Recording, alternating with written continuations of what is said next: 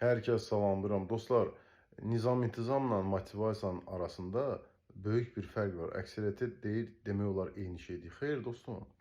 Motivasiya həftəyə 2 dəfə gələr, həftəyə 3 dəfə gələr. Bəzən olur heç aylarla gəlmir, illərlə gəlmir, nəinki qaldı həftələrlə.